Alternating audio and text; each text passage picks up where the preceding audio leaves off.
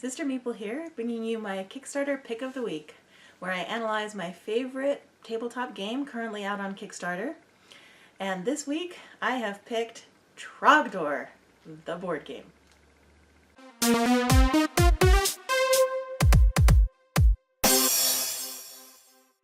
Homestar Runner is the publisher for Trogdor the board game.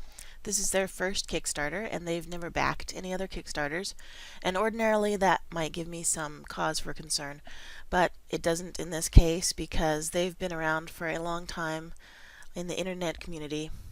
Mike and Matt Chapman founded Homestar Runner about 22 years ago. Inspired by a children's book, they created a popular internet cartoon series and also some video games.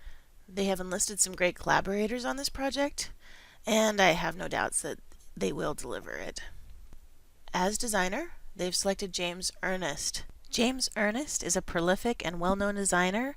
He founded Cheap Ass Games in 1995 and is known for this game here, Talk, a beautiful game which he created with Patrick Rothfuss, who is the author of the King Killer Chronicles, one of my favorite book series of all time. And I wish he would finish it. That would be great. James Ernest is also known for designing the game Pairs, a simple game that has spawned a lot of variants, and I know I have another game of his called Give Me the Brain, which I've had for a long time. He's a great designer, and that gives me more confidence in the gameplay for Trogdor. In their introductory video, Homestar Runner named Board Electrics as the company that was going to make their game, and they gave some examples of other games that Board Electric had created, such as Don't Make Daddy P.O.'d and Jervy Scat. But when I came to look at some of the details, such as 900,000 pieces, a parent's worst nightmare, or Ages 2 to Filing Cabinet, I came to realize I had been had. This is not a real game company. They are not creating this game. They are part of the Homestar Runner universe. The actual manufacturer of this game is going to be Panda Game Manufacturing. They have a great reputation. They've created games such as Anachrony and Near and Far, and they should do a great job with this game. Another manufacturer working with this project is Wormwood Quality Gaming Supplies. They are known for their beautiful work with exotic woods and inlays. They currently have a Kickstarter up for magnetic dice towers that are just gorgeous. You will see when we get to the pledge tiers how Wormwood really adds a level of elegance to this game. The actual Kickstarter launched on July 17th. It was funded in 3 hours. It ends Wednesday, August 15th. The total length of the Kickstarter is 30 days, which is a nice long length. I like longer Kickstarters. Gives you time to investigate the game and learn more about it and decide if you want to back it. The inspiration for Trogdor the board game came from one of Homestar Runner's internet cartoons called Dragon. If you haven't watched this yet and you're at all interested in the game, pause this video, go to the links below it, and go watch this video. It's short, it's funny, it's totally worth your time. And then you will know why people are passionate about this board game already, as you can see from the number of backers. This is a cooperative game where you and everyone else playing are working together to help Trogdor burninate the countryside. And in order to win, you need to burninate all the tiles, and burninate or consume all of the peasants, and burninate all of the huts. Trogdor's health is indicated by the number of peasants on the trogometer up at the top there, and if that ever gets down to 0, Trogdor dies, goes into some death throes, and gets a final chance to finish burninating the countryside before the game ends. There are some knights that can hurt Trogdor. There's also an archer that can shoot Trogdor, and later in the game the Troghammer comes out and also starts to threaten Trogdor. On your turn, you will use a card to give Trogdor some actions. With those actions, you can do one of 4 things. You can move, you can burninate something, you can go hide in the mountains so you don't get hurt, or you can consume a peasant, which will help increase your health. There's also somewhat of a push your luck element to this game, because if you set a peasant on fire, they start running around burninating the countryside. They could actually set a different peasant on fire, and then they would start running around. But once your peasants are done running around, they get removed from the game. You are no longer able to eat them and regain health by eating them. So you take the risk of running out of health because you chose to burninate the peasant. Each person playing the game will have one Keepers of Trogdor role, and it'll give you a special ability like wraparound movement or diagonal movement. When I watched the gameplay videos, I did notice that there were some cards with no special abilities, which I think is a very minor design flaw. Every Keeper of Trogdor should have a special ability. They may have fixed that already. According to Homestar Runner, the game takes 30 to 45 minutes.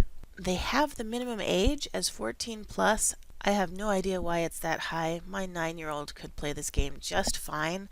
I think maybe it's because you're setting peasants on fire. That kind of theme might be a little bit much for younger kids, so use your own judgment. The target audience is the family or the casual gamer. This is not a heavy Euro. It is a fun, light game. I don't know how hard it is because I haven't had a chance to play it myself. It may be quite challenging. There are ways to change the difficulty level. The basic game action is to draw a card, pick one card from the 2 cards you have, and then act on that card. And the basic mechanic is flipping tiles. That reminds me of the game Forbidden Island, one of our family's favorite cooperative games, where you can flip tiles to shore them up so they don't fall into the ocean. If this game is similar to that, then I think it has the potential to be a really great game. In Trogdor, there is quite a bit of randomness, and I think it's going to depend on exactly how random it is. Can you strategize? Can you work together to win? If you can, I think it will be a great game. So let's look at the pledge tiers. The base level is called the Wingaling level. It's $40 plus shipping. We'll talk about shipping later. And it includes the game and all of these wonderful little meeples. My favorite is that little guy, the peasant with the flaming hair. The next tier is the Burninator level. It includes everything in the first level, but it also includes some colored plastic miniatures of each of the meeples. Here you can see the comparison of the meeples and the minis. As far as the Meeples go, I really like Trogdor. I think he's more true to the character of the video. I prefer the miniatures for the knights and for the archer. This is an archer that can shoot in 2 directions. And for the huts, I love the huts. Look at that. You can just flip the top over to set it on fire. Compare that to the Meeple huts where they lay flat on the board and you flip them over to show that they're on fire, but the fire is yellow, the same as the color of the thatch on the hut, and so it makes it hard to tell the difference from a ways away. Makes it hard to tell whether it's on fire or not. I also think that when the peasant miniatures are on fire, they look like troll dolls, so I much prefer the meeples for the peasants. Now you've seen the first 2 pledge levels. You will probably think that's all there is because most Kickstarter projects only have 2 levels, a base level, and then there's a special deluxe Kickstarter level, right? Well, this project is a little bit different. Here is the Wormwood Beefy tier for $200 plus shipping. With this, you get a beautiful cherry board to put your tiles on. It has little indentations in it to help you flip them over, and some engraving. It's a beautiful thing. So now you'd think, well, yeah, that's definitely the highest level, but no, you'd be wrong. Meet the Wormwood Majesty tier for $500. You can get an entire wooden box with a handcrafted lid, the Trogdor drawn on it, and a wooden trogometer and a trog shelf. $500. That's crazy, but not as crazy as the next tier. Here's the Wormwood Consummate tier. It uses exotic woods like wenge and bubinga and has inlaid jet and brass. I'm amazed. I have never seen anything like this in a board game Kickstarter before. My first thought when I saw this was, Wow, $1,800? I could buy a small car for that. And then I realized it would have to be an older car, maybe a Yugo, but it would still run. I can't justify spending that much on it, but it's really gorgeous. As far as add-ons goes, the only ones they've announced are some Homestar Runner Meeples and some t-shirts. The stretch goals have been a little bit inconsistent. They've unlocked spot UV flames on the cards in the box, kind of make it shiny, and a linen finish on the cards. That seems to be a popular stretch goal with almost every game out there. There's also a minigame called Stack 'em to the Heavens, which you can do with the meeples that are already in the game. They give you a little bag and instructions how to do that. And some of the stretch goals have not been related to the game at all, like stretch goals for new videos they were going to make, or downloading the specs to print your own 3D die. But the coolest one that they've unlocked so far is this one here, stretch goal number 6, the alternate Trogdor Meeples set. That's really awesome. If you've seen the video, you know why this is awesome. As far as Kickstarter exclusives goes, I'm not sure there are any. The add-ons at one point I thought might be exclusives, but they don't even relate to the game. The Stack 'em to the Heavens minigame possibly might be exclusive to the Kickstarter. The alternate Trogdor Meeples might be exclusive to the Kickstarter, but I don't think so. I think they're going to include those in every base game. So I don't think there are any exclusives unless the game never goes to retail, in which case the whole game is exclusive. But they've talked about bringing the game to retail, so I don't think that's the case either. I'm guessing the more expensive pledge levels will not be available in your local Target, but they might choose to sell them on their online web shop. Shipping is estimated to be about $15 for the USA and $25 elsewhere for the cheaper levels. For the most expensive tiers, it's heavier, obviously, and has a higher shipping cost.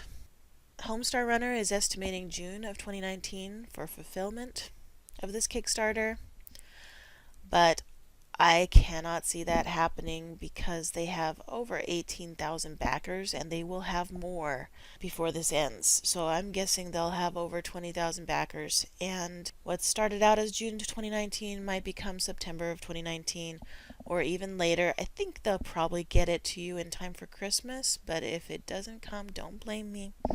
Their fulfillment company, Amplifier, is the one that they've used for their web store, and it's known primarily for printing t-shirts, and I'm not sure it's ever handled something of this magnitude, but they have a lot of time to prepare for it, so maybe it will go just fine.